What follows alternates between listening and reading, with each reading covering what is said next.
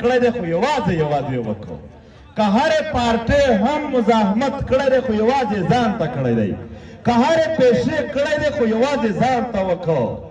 ته چې یوازې وې هغه په تا زورور دي تا ګیر کولی شي په اسانه دې لاندې کړي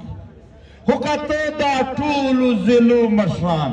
که د دې ټولو پارټو مشران که د دې ټولو پیشو د هرې ضلع مشران دا ټول پښتون سره په یو ځای شي بیا قطعاً د دې وس او طاقت په تا نشي رسېدلی د اتحاد برکت دی خدای پکې اچولی دی الله پاک په اتفاق کې برکت اچولی دی محترمو زما د وطن د هر سپینګیري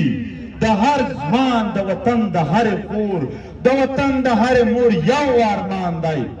چې کاش کې پښتانه بې اتفاقه نه وای کاش کې پښتانه اتحاد او اتفاق کړی وای